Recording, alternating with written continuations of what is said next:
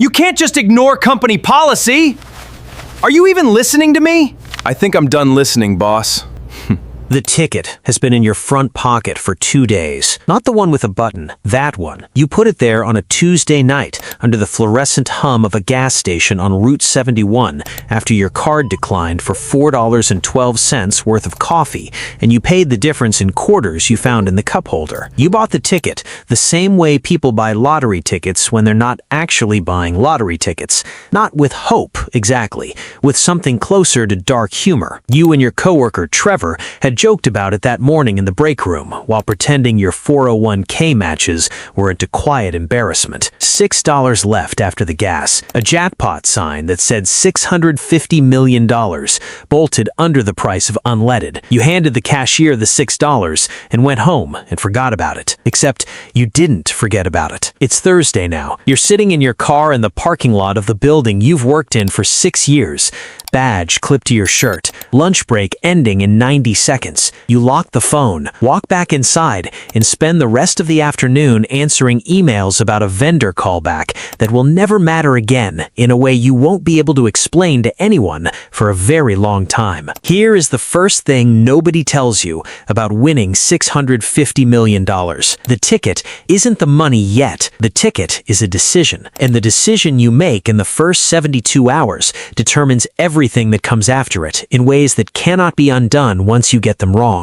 The second thing nobody tells you, don't sign the back. You almost do. 3 times. Instinct. The same one that makes you sign things in front of you without reading them. The attorney, a quiet, specific man named Grant Whitfield on the 9th floor of a glass building in downtown Austin, stops you before you get the chance. He shakes your hand once, sits you down across a desk with nothing on it but a legal pad, and says it like it's the first item on a checklist he's been through 40 times before. First thing, don't sign the back of that ticket. Signing it makes the win public and permanent. Your name on the record, attached to the number, searchable by anyone with 15 minutes and a basic internet connection. He slides a claim form across the desk. Near the bottom, small enough that you'd have missed it filing on your own, there's a box. Prize winner elects to remain anonymous. Texas allows it.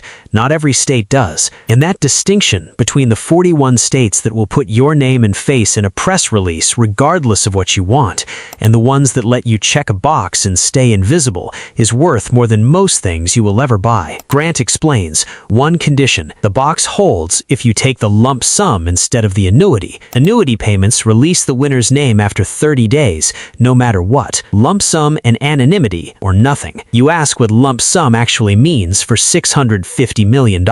He turns his laptop around. The screen says $286 million. You feel your stomach do something complicated. Not disappointment exactly. Vertigo, watching a number lose more than half its size before you've spent a single dollar of it. That's before taxes, he adds, in the same tone a doctor uses for a diagnosis that's serious but survivable. He introduces you to your CPA the following week. Her name is Denise Okofer, sharp and unhurried, the kind of woman who delivers large numbers the same way she delivers small ones, without drama, without pause, with the specific calm of someone who has long since been surprised by what tax code does to human joy. She walks you through it at a small conference table with a calculator she uses like an extension of her hand. Federal withholding hits the moment the trust claims the prize. 24% off the top automatically before the money is technically yours to touch. On $286 million, that's just under $69 million gone before you've bought a thing. But 24% isn't the real number, she explains. It's a deposit, a prepayment, because a win this size pushes you straight into the top federal bracket, 37%, and the difference comes due when you file. She taps the calculator once. $286 million at 37% is $105 million owed to the federal government. Total, full stop. Then she mentions the mercy, and she frames it exactly as one. Texas doesn't tax lottery winnings. No state income tax. Zero. If you'd bought that ticket 40 minutes north in Oklahoma or in New York, you'd be watching another 9 or 10% disappear on top of the federal number. Instead, what the IRS doesn't take, you keep entirely. What you keep is $180.6 million.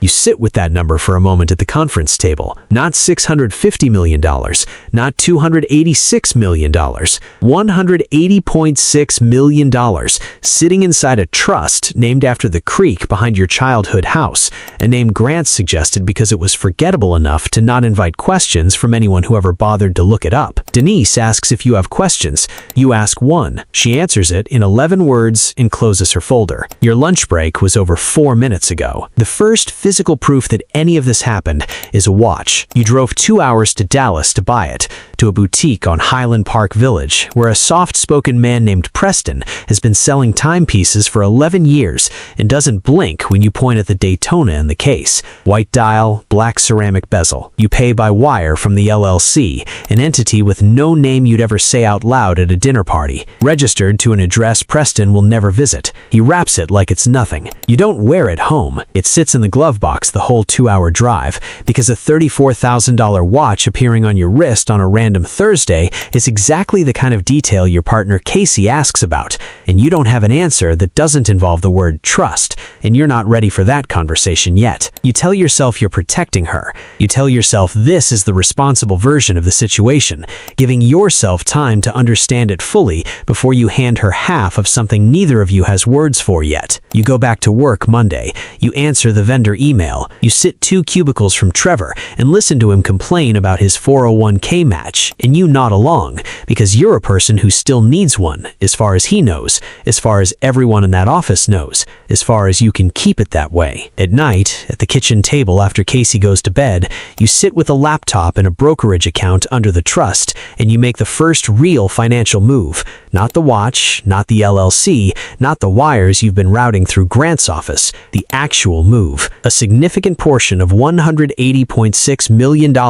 into a low-cost S&P 500 index fund, the same instrument every financial advisor tells actual people to buy, and almost nobody ever does. No Preston nodding approvingly, no wrapping, just a confirmation number on a screen, and a cursor blinking in the dark. It's the least glamorous purchase of the month. It's also the only one that doesn't need a story. Everything else you've bought requires an explanation now. The watch and the glove box, the Birkin bag you gave Casey and called a bonus, the Range Rover sitting under a cover in the garage, registered to the LLC, driven twice a month to places far enough from anyone who knows your face. The index fund is the one thing Casey could see on a shared statement and not ask a single question about. To anyone glancing at it, it just looks like saving. That gap between the things you have to explain and the one thing you don't is where you live now. For 7 months, the NetJets invoice loads by accident. Casey's on her laptop trying to book her sister's flight for Thanksgiving through the shared Delta account, and your email autofills in the browser, the way it has since a phone you upgraded 2 years ago. She clicks the wrong tab. An invoice appears instead of a boarding pass. Citation latitude, Austin to Aspen, $41,200. You're still holding the mail when you see her face change. She isn't angry, exactly. Not immediately. She's doing the math the way you did in that parking lot 11 months ago, trying to build a framework around a number that won't stay inside the one she already has for you. "What is this?" she says, and it isn't really a question. You set the mail down. You look at her looking at the screen.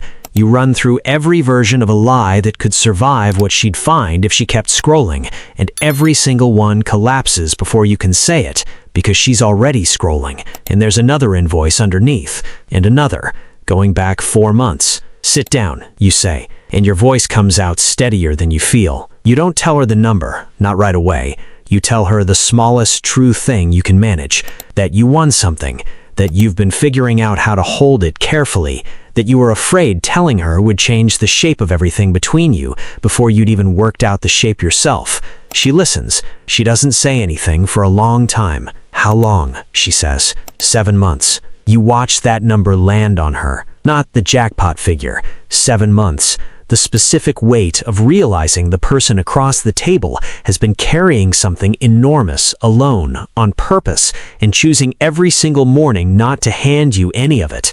You told yourself the silence was protecting her. Sitting across from her now, it just looks like distance dressed up as care. Those are different things, and you know it, and the look on her face tells you she knows it too.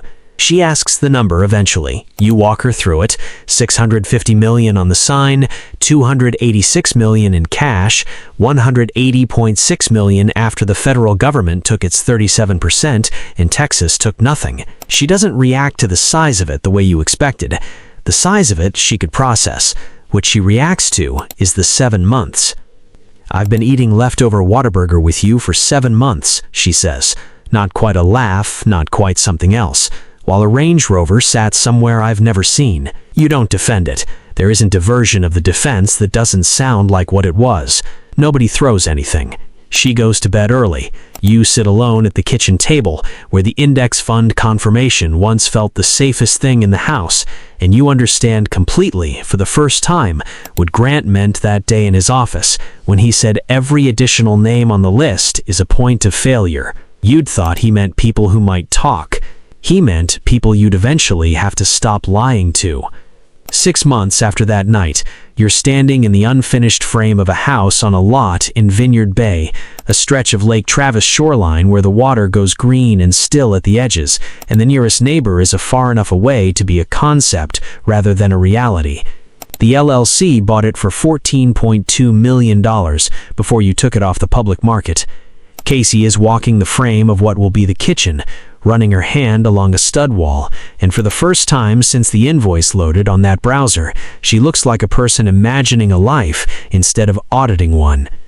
Denise had walked you through the rest of the portfolio on a call the previous month, unhurried, in the same voice she uses for everything. A stake in a regional chain of self-storage facilities outside Round Rock. The kind of asset that doesn't make headlines, doesn't have a pitch deck, doesn't need you to believe in it the way you believe in a company. It just collects rent from people storing furniture between moves, month after month, through bad markets and good ones, through news cycles that would have wrecked a different kind of investment. Cash flowing, boring, hard to lose overnight. The same instinct that runs through every version of this story, the architecture, not the excitement.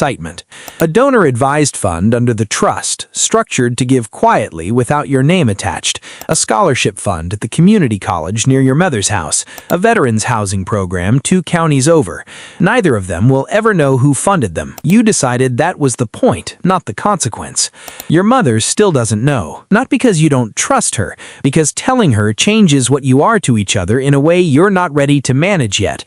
In a way you watched happen to someone else years ago and swore you'd never let happen to yourself. She called last week about her property tax bill going up. You listened. You said, "That sounds stressful, Mom." You said nothing else, and the silence afterward sat on your chest the way a stone sits, heavy and specific and not going anywhere on its own. Trevor from accounting still complains about his match. You still nod. You still say, "Yeah, that's rough," the way a person says things when they don't have a better option available in the moment, when the truth is too big to fit through a lunch table conversation without dismantling everything around it. You gave your 2 weeks' notice with a reason vague enough not to raise anything. Something about a project, something about a change you'd been considering. Trevor said he was happy for you. He meant it. You said thanks and cleared your desk and walked through the lobby of a building you'd entered 600 times, and the last time felt exactly like the 599th time, which is either the thing you did right or the thing you'll never stop thinking about. Here's what you actually bought with that ticket. Not the house on the water, still framing out toward a spring move-in. Not the index funds compounding quietly in the background in a way that has stopped requiring your attention. Not the Daytona still occasionally in the glove box, even though there's no reason now not to wear it. Not any of it. What you bought was the silence itself, chosen specifically over and over every time someone asked a simple question and you checked the answer before it reached your mouth.